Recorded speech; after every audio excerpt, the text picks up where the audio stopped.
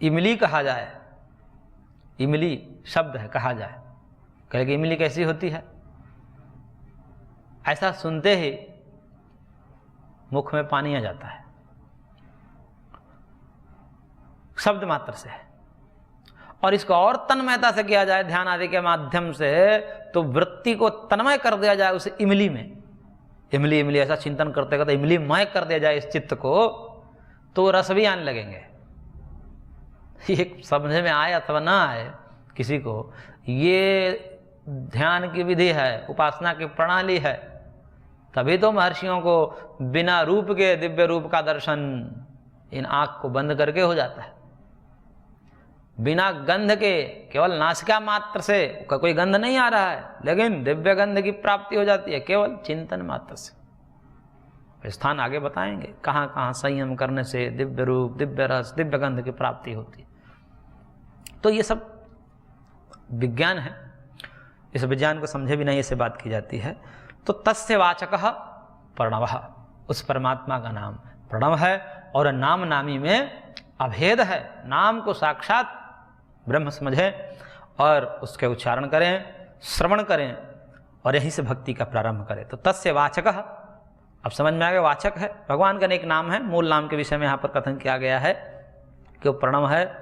कोई भी नाम है भगवान के, उन नामों को इसी भावना से करनी चाहिए जो यहाँ पर भावना बताई गई है कि नाम और नामी में अभेद होता है, संबंध नित्य होते हैं। तो नित्य संबंध को मान करके जो भी नाम जिसको पसंद आए उस नाम को अभेद मान करके, नाम ही भगवान हैं। इसलिए भक्ति प्रधान जो परंपरा है उसमें नाम की बड़ी महिमा गाते हैं कि नाम की बड़ी महिमा है। इसलिए नाम जप करते हैं और नाम को ही, और कहा तो ऐसा गया है कि उस नाम का बखान स्वयं नामी भी नहीं कर सकता। राम न सकहि नाम गुण गाई, ऐसा कुछ है कि राम भी अपने नाम को गुणगान करने में समर्थ है, क्योंकि उनको कहाँ पता है कि हमारे नाम कौन कौन लोग लेते हैं। ऐसा भक्त का भाव है कि नाम की महिमा का वर्णन स्वयं नामी भी नहीं कर सकता, इतनी महिमा है नाम की। तो ये भक्ति में, ईश्वर प्रणिधान में ये भावना करनी पड़ती है ओम में, भगवान के नाम में, कि वो साक्षात भगवान हैं। और नाम जब जान गए तब अब क्या करना है, अब जप करना है। प्रणिधान कैसे होगा? प्रणिधान का मतलब ध्यान। भक्ति में भी भगवान का ध्यान ही करना पड़ता है, बस माध्यम अलग हो सकते हैं, उसकी विधि अलग हो सकती है, लेकिन करना ध्यान ही पड़ता है। लेकिन ध्यान के साधन कैसे हैं? तो कह रहे हैं कि विज्ञात वाच्यवाचकत्व संयोगिनः, जिन्होंने वाच्यवाचक संबंध को जान लिया है कि यह नाम भगवान का नाम है, जिसने ऐसा जान लिया गुरु के द्वारा, शास्त्र के द्वारा, अब उसको क्या करना चाहिए? तो सूत्र संख्या 28 में कह रहे हैं तज्जपस्तदर्थ भावनम, उस भगवान का जप, उस नाम का जप भावना पूर्वक करनी चाहिए। तद अर्थ भावनम, शब्द और अर्थ, उस अर्थ का चिंतन करते हुए जब ओम कहें तो भगवान की स्मृति आनी चाहिए। जैसे जलेबी कहते हैं तो जलेबी की स्मृति आ जाती है, केवल शब्द ही नहीं देते, वो सुनते ही उसकी आकृति, उसके गुणधर्म सब आ जाते हैं। इसी प्रकार से हमने भगवान को तो देखा नहीं है, परंतु शास्त्र में जो गुणधर्म भगवान के बताए गए हैं, और यहाँ पर भी जो अभी वर्णन चला 3 सूत्रों में, उन गुणधर्मों की स्मृति आनी चाहिए उन शब्द को सुन करके कि वो ऐसे हैं, शास्त्र में ऐसे बताए गए हैं। वो परम कृपालु है, वो दयालु है, वो अजन्मा है, वो अनंत है, वो निर्विकार है। इस प्रकार से स्मृति आनी चाहिए। तो उनका जप, जप का मतलब पुनः पुनः उच्चारणम जप, पुनः पुनः उच्चारण करना, यही जप है। और उसको जब भी जप करें यथासंभव प्रारंभ में नाम और नामी का स्मरण कम होगा, लेकिन अभ्यास करते करते बार बार जब हम उसका उच्चारण करेंगे, उसका जप करेंगे, तो एक माला करेंगे तो उसमें कम से कम 2-4 बार तो आ ही जाएगी स्मृति। प्रारंभ में 2-4 बार तो इसमें एक शब्द के साथ अर्थ का तो स्मरण आ ही जाएगा कि भगवान ऐसे ऐसे होते हैं। ऐसे ऐसे करते करते, इसके अभ्यास करते करते एक एक शब्द में भावना होने लगती है। फिर एक स्थिति ऐसी बनती है कि एक बार बस ओम कहें, बस लीन हो गया चित्त, चित्त ब्रह्माकारकारित हो गया, आसक्त हो गया भगवान में। लेकिन उस स्थिति को प्राप्त करने के लिए बहुत चिंतन करना पड़ता है, बहुत आवृत्ति करनी पड़ती है। इसलिए 12,000 बार आवृत्ति तो सन्यासियों के लिए विधान है। 12,000 बार ओम का जप करना चाहिए रोज। तो कहने का तात्पर्य है कि भक्ति संप्रदाय का जो मुख्य साधन है भगवान को प्राप्त करने के लिए, उसका विधान करते हुए महर्षि ने यहाँ पर कहा कि वो जप है, और ये जप ही ईश्वर प्रणिधान है। ईश्वर प्रणिधानाद्वा शब्द से कहा कि यदि अभ्यास वैराग्य आपको नहीं है, और अभ्यास वैराग्य नहीं है तो कोई और साधन है क्या जिससे जल्दी भगवान को प्राप्त किया जा सके? तो महर्षि ने कहा कि है, वो ईश्वर भक्ति है। तो फिर ईश्वर को बताया, फिर नाम को बताया, और फिर अब भक्ति किसे की जाएगी? जप पूर्वक। क्योंकि जो प्रेमी होता है अपने जो प्रेमास्पद हैं उनके बारंबार स्मरण करता है, और इसलिए बार बार परमात्मा के गुणगान को सुनने का क्या मतलब यही होता है कि बार बार परमात्मा के गुणगान को सुनने से एक ही चीज़ें बार बार क्यों सुनते हैं?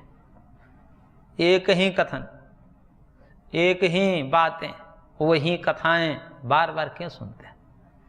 क्योंकि बार बार सुनने से उसमें उसके गुणों का हम श्रवण करते हैं।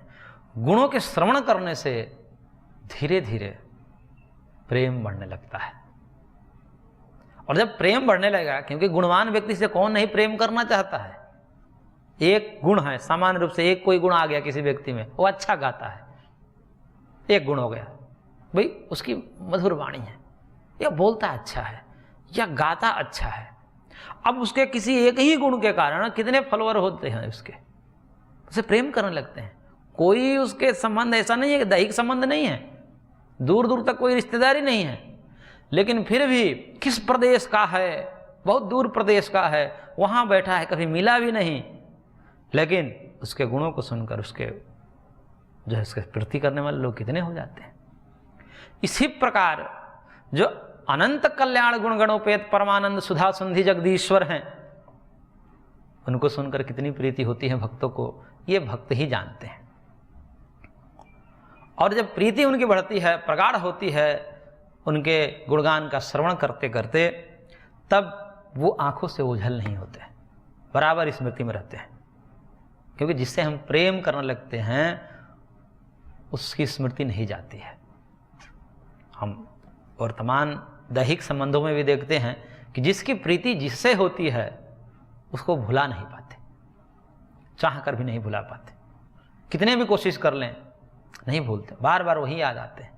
इस प्रकार से भक्त के लिए भगवान की स्मृति कभी ओझल नहीं होती, वो बराबर स्मरण चलता रहता है उनका, और स्मरण करते करते करते करते वो तल्लीन हो जाते हैं, एकात्म हो जाते हैं परमात्मा के साथ, और वह एकात्मता उन्हें परमानंद की प्राप्ति करती है। क्योंकि जब तक वस्तु दूर है तभी तक हमें भटकाव है, हम उसके सुखों से वंचित हैं। जब परमात्मा के साथ एकाकार या किसी वस्तु के साथ एकाकार जब हम हो जाते हैं तभी आनंद की प्राप्ति होती है। जलेबी कहीं और रखा हुआ है, हम कहीं और हैं, आनंद आएगा? कुछ नहीं आएगा। हाँ, देख करके कुछ सुख हो सकता है, सुख में भी कई कोटियां हैं शास्त्र में, प्रिय है, मोद है, प्रमोद है, ये सब सुख के भेद है। लेकिन वो जो जब हमारे साथ तादात्म्य नहीं होगी पदार्थ, वो हम सुख का अनुभव नहीं ले सकते। इसलिए हम उसको क्या करते हैं, मुख में डालते हैं, और कैसे डालते हैं, चूरा चूरा कर देते हैं मुंह में डाल करके उसको। क्यों? एकात्म करना है उसको, अपने शरीर के एक अंश जो अंग बना लेना है। अभी दूर है, इतना पीस कर, इतना चूर करके उसना अवलेह बना दे, और तब जाकर जिह्वा पर जब अवलेह बनता है उसका, तब जिह्वा आनंदित होती है, उससे आनंद की अनुभूति है। तो कहने का मतलब कि जब एकात्मता होती है वहाँ आनंद की अभिव्यक्ति होती है। ऐसे ही स्मृति के माध्यम से जब एकात्मता बढ़ती जाती है परमात्मा में, तो आनंद की अनुभूति भी बढ़ती जाती है, और इसलिए वो वृत्ति बार बार बनानी पड़ती है जप के माध्यम से।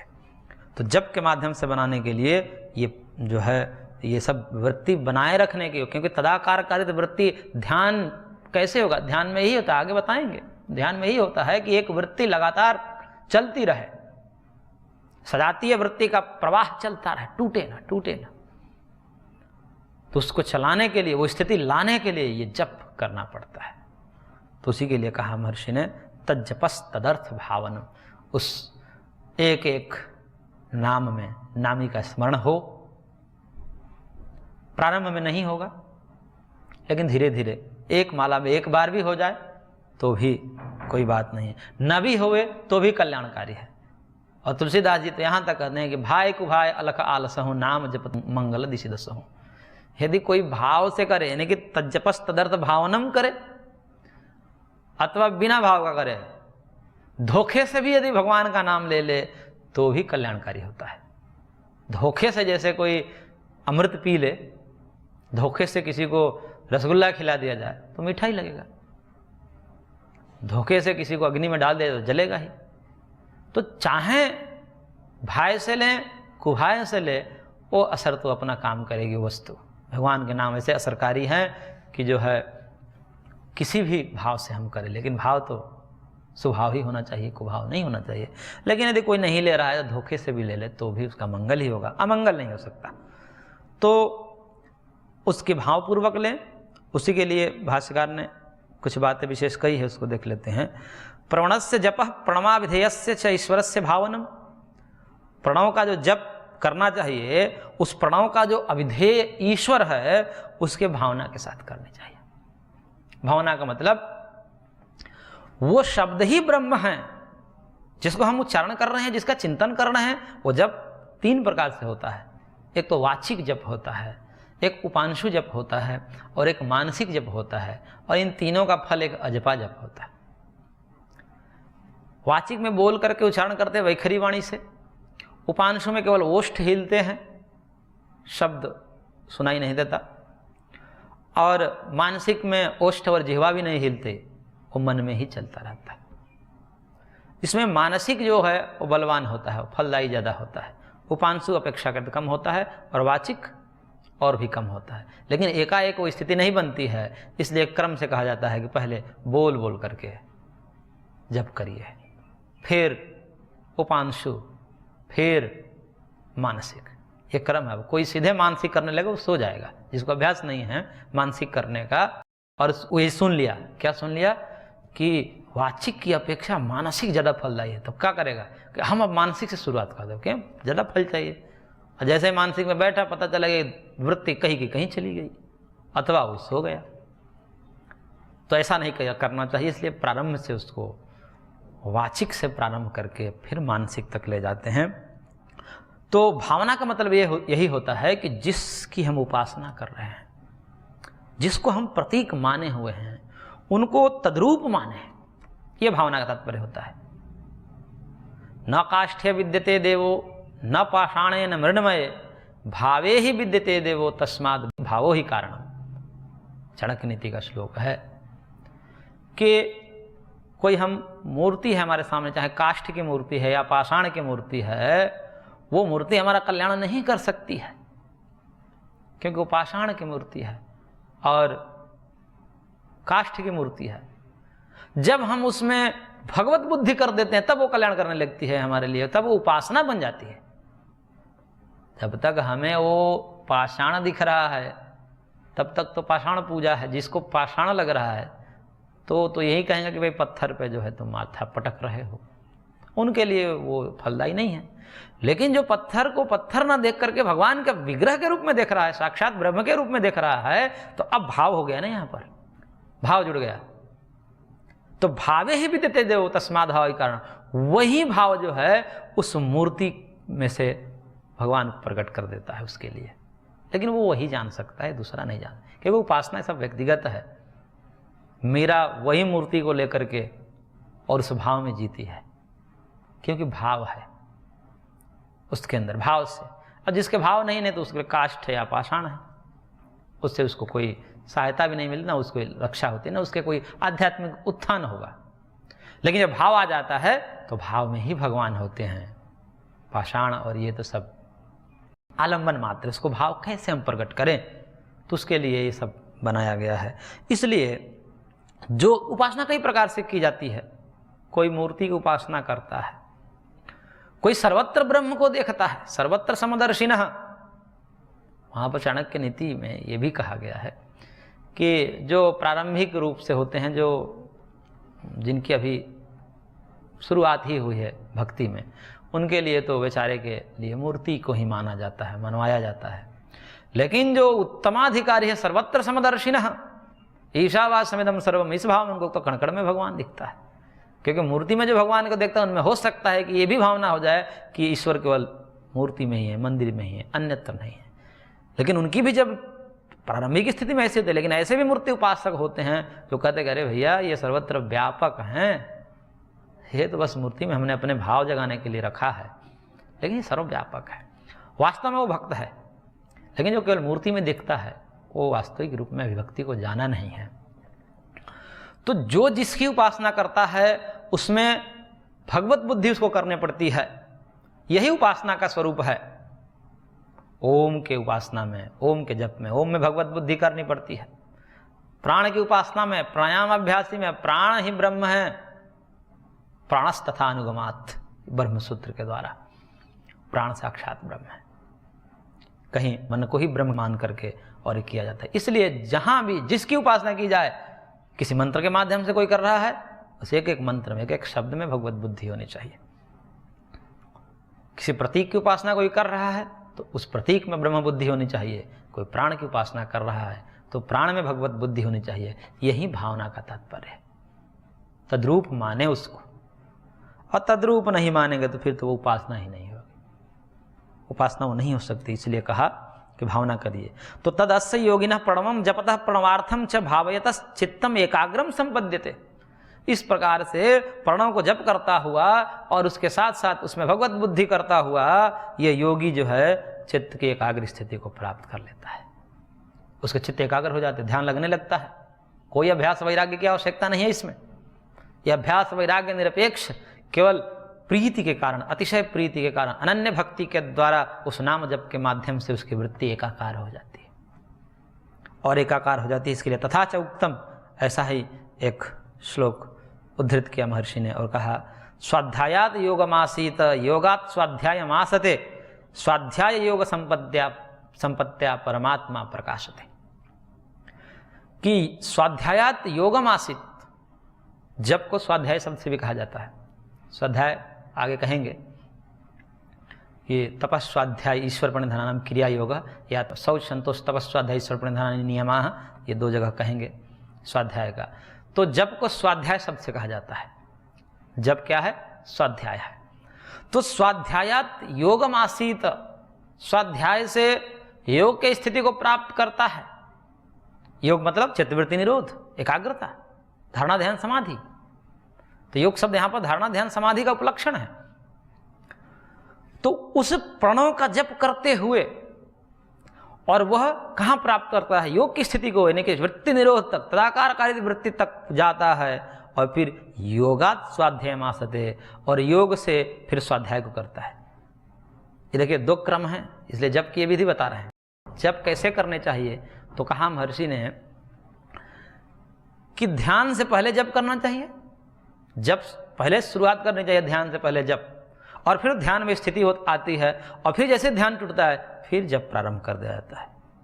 यानी कि ध्यान से पूर्व जप और ध्यान के पश्चात जप, ये विधि है जप की। तो पूर्व जप पहले करते हैं और जप करके फिर वृत्ति को तन्मय कर देते हैं, तदाकार कर देते हैं, और फिर जब टूटती है एकाग्रता फिर नाम जप शुरू हो जाता है। फिर वहाँ से यदि कोई काम में भी कहीं जाना है तो फिर वहाँ से फिर समाप्त किया जाता है। और वो अंदर अंदर तो चलती ही रहती है। जो साधक होते हैं वो तो हर एक काम में, और भगवान श्री कृष्ण तो कह रहे हैं कि तस्मात् सर्वेषु कालेषु मामनुस्मरन् युध्य च, तुम हमेशा सर्व कालों में कुछ भी काम करते रहो, मेरी स्मरण करते रहो। यानी कि भगवत बुद्धि बनाए रखो। कभी भी ऐसा ना हो जाए कि तुम्हारे अंदर से भूल गए मेरे को, इतने काम में आसक्त हो गए, इतने परिवार में आसक्त हो गए, इतने काम धंधे में आसक्त हो गए कि हमको भूल गए। ऐसा नहीं होना चाहिए। प्रारंभ में ऐसा नहीं होगा, याद आता है तब आता है कि नहीं अब तो जप करना चाहिए अंदर अंदर। फिर जो है कुछ करने लगते हैं भूल जाते हैं, फिर आता है कि नहीं नहीं नहीं करना है, पहले तो ऐसे ही होता है। धीरे धीरे एक ऐसी स्थिति भी आती है कि फिर वो भूलता ही नहीं। एक तरफ कर्म चल रहा है, एक तरफ अंदर स्मरण चल रहा है। हाँ, कुछ क्रियाएं ऐसी होती है कि जब बोल चाल आदि में, क्योंकि ऐसा भी नियम है कि एक मन है, मन एक ही समय दो काम नहीं कर सकता। अब जब कोई हम भौतिक विषय में किसी वार्तालाप कर रहे हैं, कोई अन्य विषय है, सांसारिक विषय है, काम धंधे की बात है, तो जब बोलते हैं तब तक स्मृति वहाँ लुप्त होगी, क्योंकि बुद्धि उस समय बोलेगी भी, उसको समझाएगी भी, और एक दूसरे भी चिंतन भी करेगी, ऐसा नहीं हो सकता। लेकिन जैसे ही हम बीच बीच में रुकते हैं तब वो स्मृति आएगी। कर्मयोग में यही होता है। कर्मयोग जब वो करेगा तो समान रूप से जैसे जिसके साथ बात करना है, बिजनेस व्यापार करना है, तो बात वही करेगा। अब उसमें जो है उसकी स्मृति नहीं आएगी, लेकिन जैसे ही बोलना बंद करेगा अंदर स्मृति शुरू हो जाती है। फिर बोलना शुरू करेगा तो स्मृति दब जाती है, अंदर अंदर चलती है उसके अंदर, लेकिन वो दब जाती है, अनुभूत नहीं होती है। लेकिन जैसे वो चुप होगा फिर स्मरण शुरू हो जाता है। ये कर्मयोग में होता है। तो ऐसे जो करता है वो समझो 24 घंटा उपासना करता है। इसलिए जिसका ऐसा अभ्यास नहीं होता है उसका ध्यान कभी नहीं लगता। वो सोचते हैं कि जब हम बैठेंगे तभी ध्यान करेंगे, क्योंकि ध्यान में बैठोगे तो जो आपने पूर्व में जैसी स्थिति आपकी रही है, राग की, द्वेष की, वही तो स्मरण आएंगे। अब यदि दिन भर वैसा अभ्यास किया है उसने, तो बैठते ही जो उसका चित्त आसक्त हो जाएगा परमात्मा में।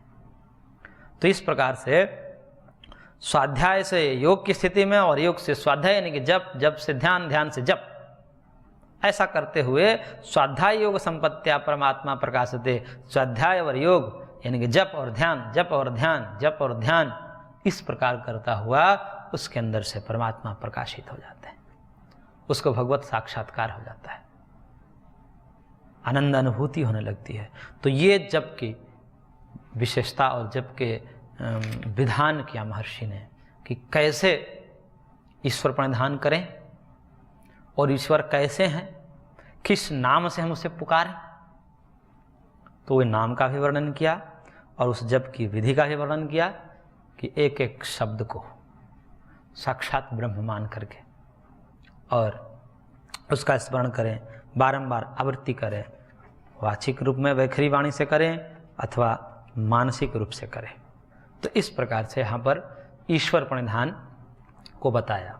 अब ईश्वर प्रणिधान का फल बता रहे हैं कि जो ईश्वर प्रणिधान है उसका फल क्या है, यानी कि ईश्वर प्रणिधान मतलब जप, उसको उस ईश्वर प्रणिधान रूपी जो जप है उसका क्या फल है, तो उसके लिए बता रहे हैं और कह रहे हैं सूत्र संख्या 29, ततः प्रत्येक चेतनाधिगम अप्यंतराया भावश्च।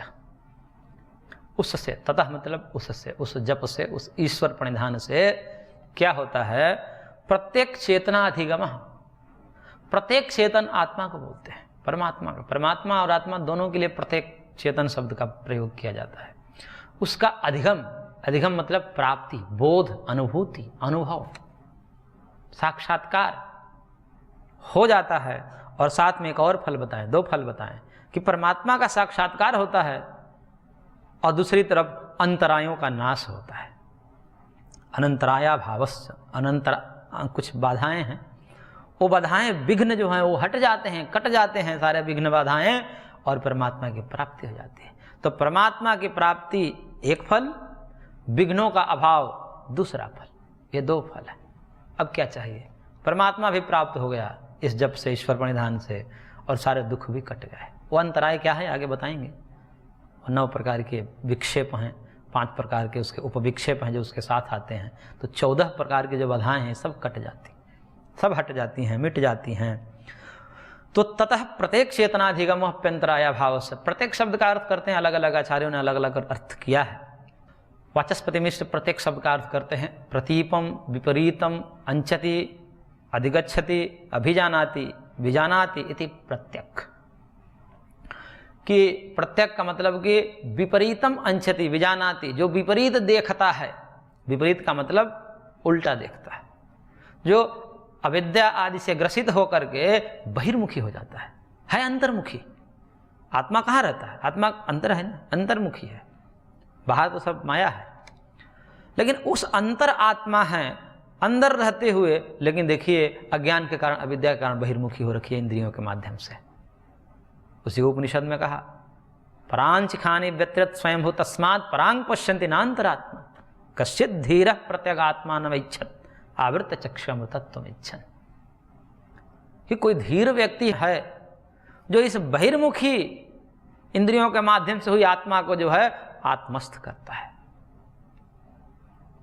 और आंखों को बंद करके, इंद्रियों को बंद करके, विषय से हटा करके कोई धीर ही है। कश्चित् धीरः प्रत्यगात्मानमैच्छत्, प्रत्यगात्मा शब्द वहां पर प्रयोग किया जा रहा है, प्रत्यगात्मा को प्राप्त करता है। तो बहिर्मुखता के माध्यम से जो विपरीत देखता है, उल्टा देखता है, अंदर ना देख करके बाहर झांकता है और बाहर की वस्तुओं को जानने का प्रयास करता है, वह प्रत्येक चेतन है। चेतन मतलब जानने वाला, वो आत्मा, जीव अर्थ में ऐसा अर्थ किया है। और विज्ञान भिक्षु लिखते हैं कि प्रतिप्रति वस्तुम अंचति अनुगच्छति इति व्युत्पत्त्या असंकुचित सर्वानुगत परमात्मैव मुख्य प्रत्यक्ष शब्दार्थः प्रत्येक शांतम भगवत शब्द संज्ञम यद वासुदेवम कवयो वदन्ति इत्यर्थः। प्रत्येक वस्तु में जो विराजमान है, प्रत्येक वस्तु में जो सर्वगत है, वह क्या है? परमात्मा ही है। इसलिए मुख्यतया, मुख्य रूप से प्रत्येक शब्द का अर्थ कह रहे हैं कि परमात्मा ही लेना चाहिए। क्योंकि एक उदाहरण दिया उन्होंने, ये शास्त्र कहाँ का उदाहरण है पता नहीं है, लेकिन कहा कि प्रत्येक प्रशांतम भगवत शब्द संज्ञकम यद वासुदेवम कवयो वदन्ति। ये प्रत्येक कैसे हैं? प्रशांत जो भगवान को कहने वाले शब्द हैं, प्रशांत शब्द जो वासुदेव, प्रशांतम वासुदेवम संज्ञकम प्रत्यक कवयो वदन्ति, ऐसा महर्षि कहते हैं, ऐसा ऋषिजन कहते हैं कि प्रत्यक्ष शब्द जो है वह वासुदेव भगवान के लिए आया है।